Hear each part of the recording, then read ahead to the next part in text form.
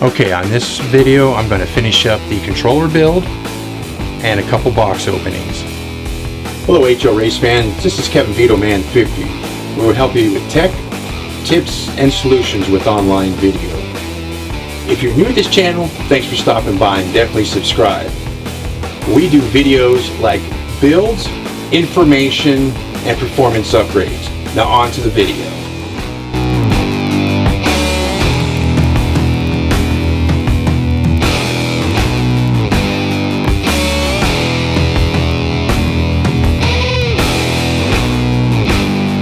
Okay, now in this one I'm going to go ahead and we're going to put it back together. Okay, so I'm going to take it, run the bolt through it, or the nut and the bolt through it, take it, put it right back on, put the nut on,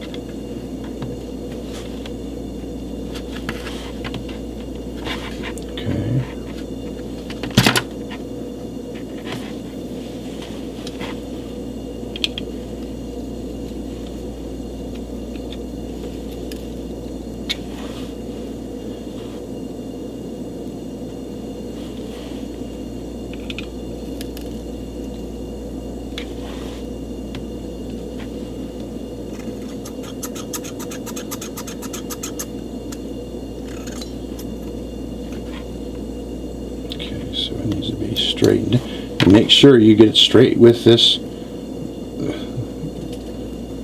There you go. Decently straight. Turn just a little more. Now you don't have to crush it down to Herculean strength. That's really not needed. Just as long as it's in there decently tight, which it is. You should be able to move it a little bit. Now that's a huge difference from even the last one. Sean one time went ahead and he said he sat on the couch and has controller and just kept triggering it to get this to be smooth. So what we did is I figured it'd be better to go ahead and just put a piece of sandpaper in there, just like so, leave it on the table. Remember, we kept this away last episode. This is the one that goes on the back side. Our front side's this one here. And just sit here and watch.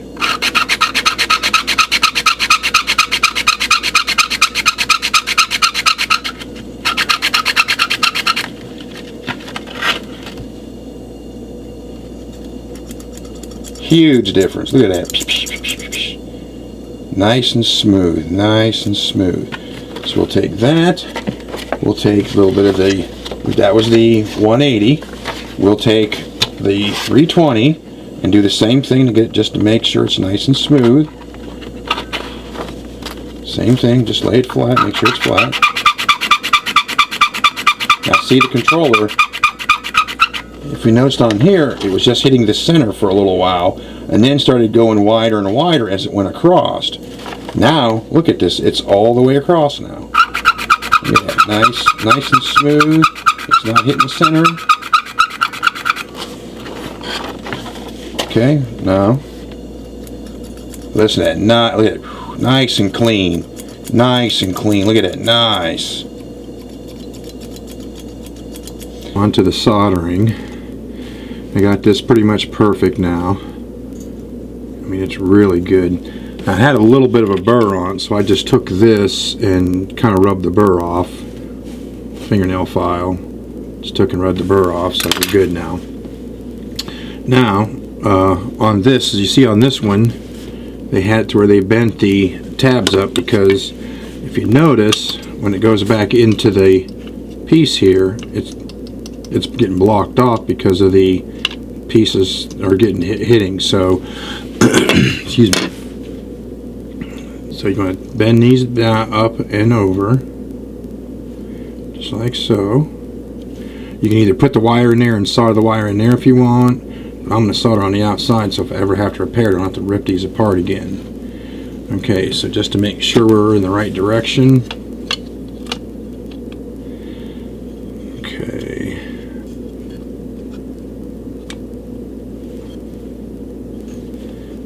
forward a little more than that. And you'll see right where it slides into these tabs here.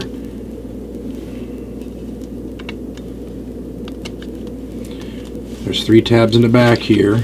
See the 3 tabs? There's 1, 2, 3. And there's one here, so the bar goes across here. This bar here works across here. So I'm just double checking everything to make sure everything's good and clean.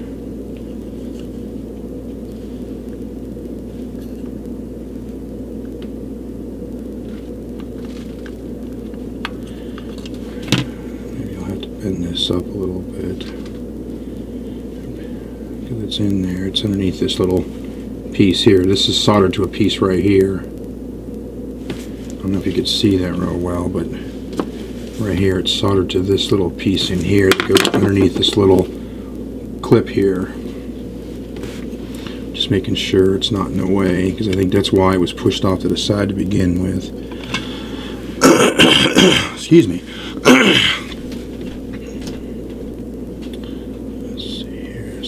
Break loose. Yeah, so it looks like it's going to break loose if I do too much more tinkering with it. It didn't.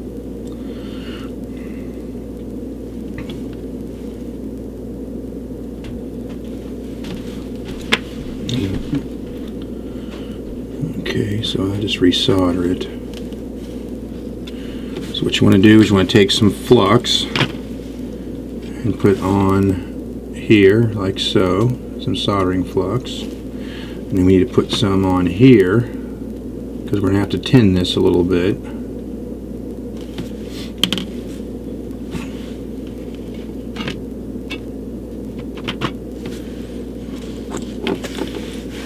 And then take the gun.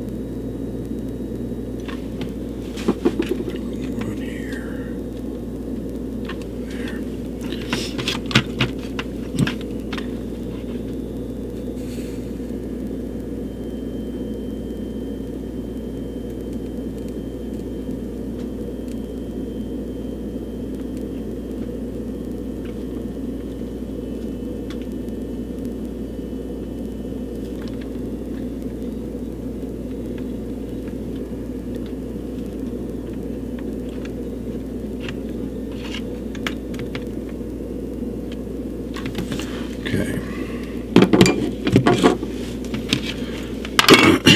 So this is the negative. I'll put a little flux on there too, just in case. You never know. Just so it spreads easier. It works better that way.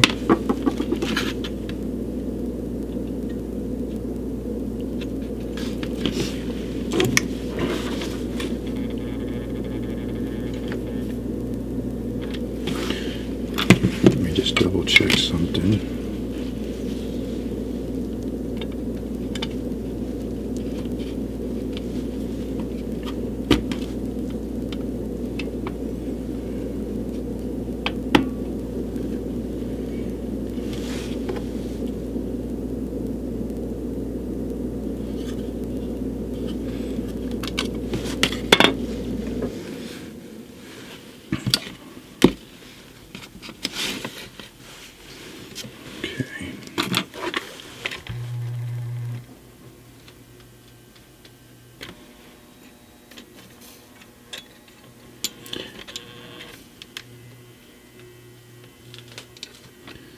It's been a little bit of pain in the butt, so I just soldered that one.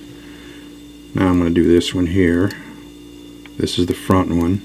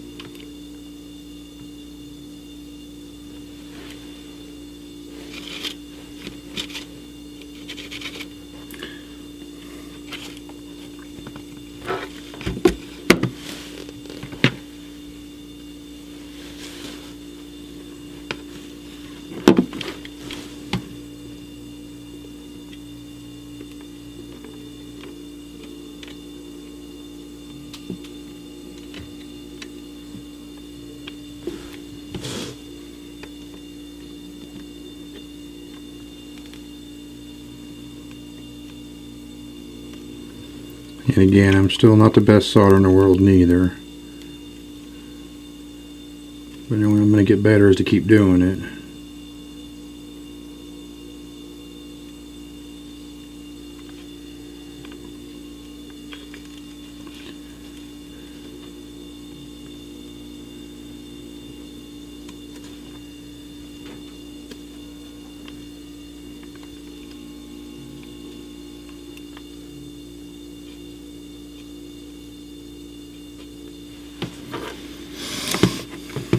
Okay, let's test them.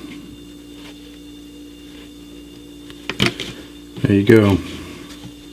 The back one, front one, and the negative. Done. Let them cool down for a minute. I'm going to put them into plastic and melt the plastic.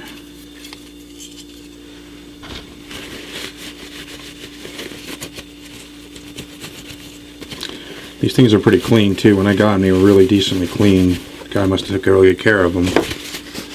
But this one had a 4 ohm, and I thought it was a 2 ohm, 2.5 ohm, but it ended up being a 4 ohm.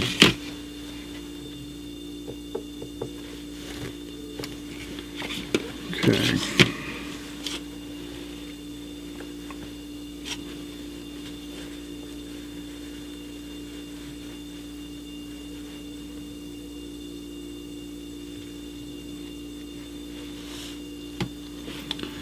This is the tricky part. It's how to get them all in and get them all in without being too much in your way.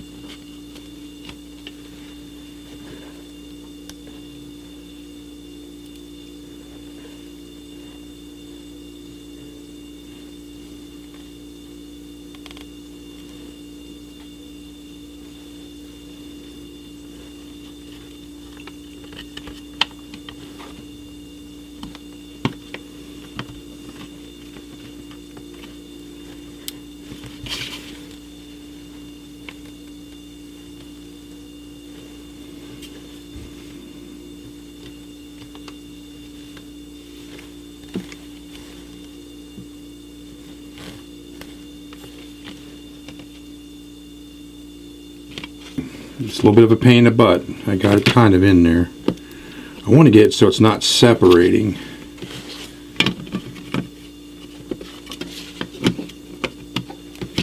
That's what I'm worried about, because that's what it was when I got it. It was kind of separated.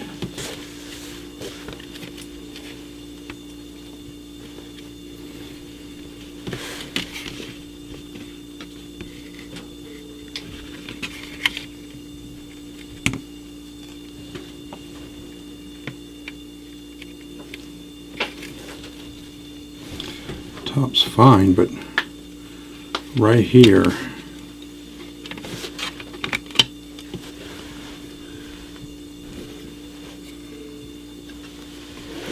trying to figure out the best way to trim this.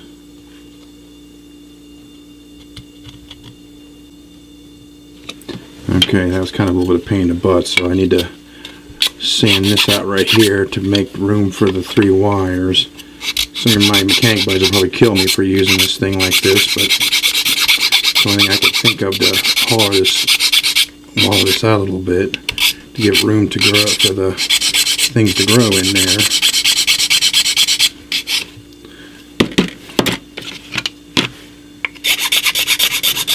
Whoever cut out before didn't do a good job, but that's cool.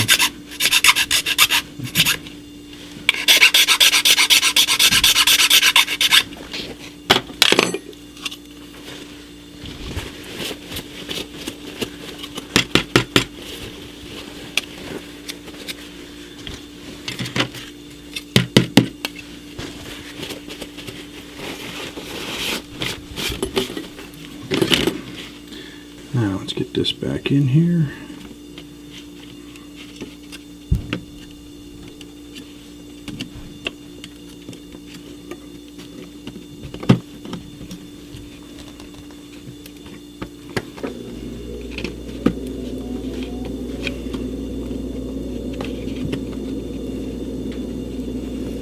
Let's see if that's good enough.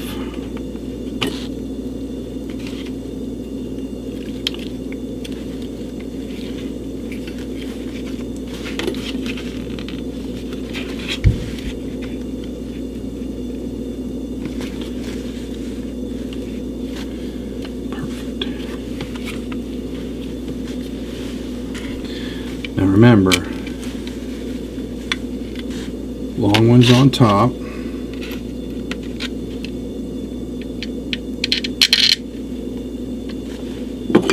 Short one on the bottom.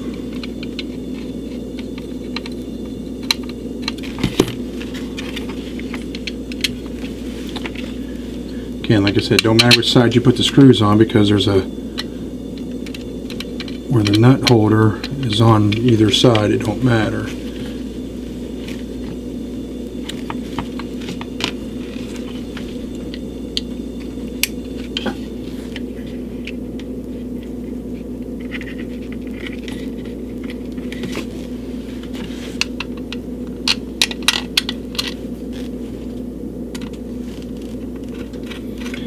And there you go. Wow. Nice and smooth. This is the other one I got. You can hear it. Nice and smooth, good contact. Now you could cut these out too if you want, so you can get down in there to keep it clean. Every once in a while put a piece of sandpaper down in there, or just pull it apart, put a piece of sandpaper in there, keep it clean. Excuse me. Take a little oil, oil that thing up again just to make sure I didn't overheat it. Nice.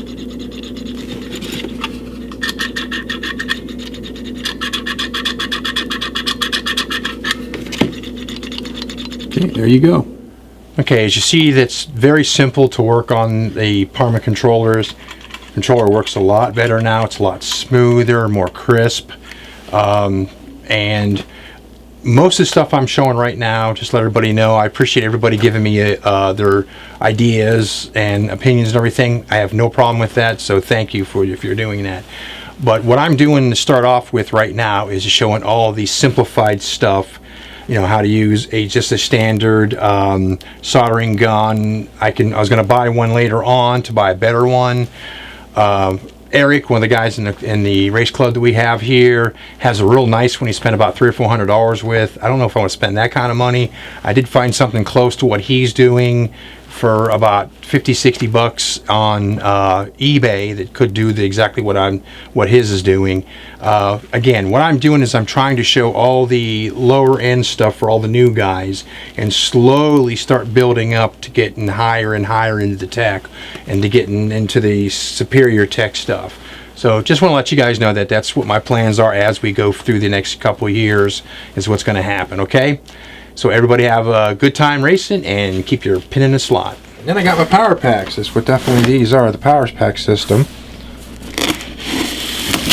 So I'll just cut one open is all I need to worry about. To show you guys, I saw these on the, a lot of guys are having them on Facebook. So I figured, what the heck, I'll buy them and try them out. I need a better power system anyways. So I figured I'd get these. It seemed like everyone seemed to like them.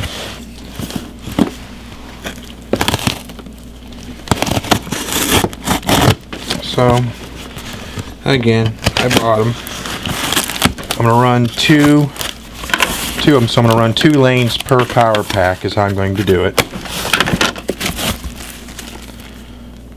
Costway user manual, DC regulated power pack. This is the number, the EP20570.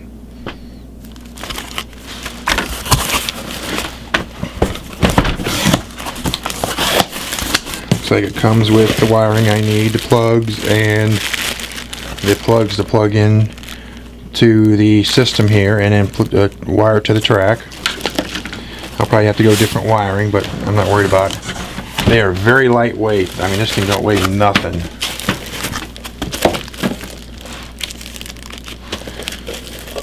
And like Bill, guy that's in the club, says he's had these. His last one he replaced after 20 years. And he said the reason why he had to replace it because he ended up frying it himself. They're real small, as you see. They're not that big, to give you some type of scale.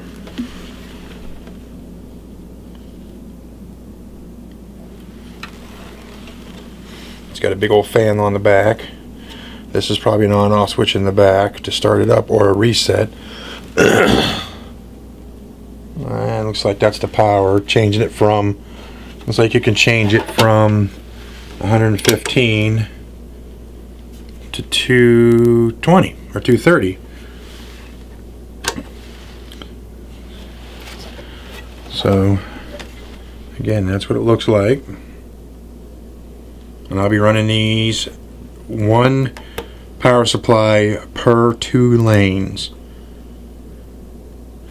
On and off switch. This is where it looks like some banana clips go into. And then you got your current power, finding course, and finding course for the voltage. But I just figured I'd show you what I got. It's a nice piece. It's real lightweight, man. It probably weighs maybe 6 pounds. I don't know if you can see in there. There's not a lot of stuff in there. Mainly the case is bigger than all the power stuff inside. I mean, the power box is a little piece in the back here, and there's just like a, you know, the board down in here. You can't probably see it, but there you go. And then I will show you how I wire these up when I get to that point.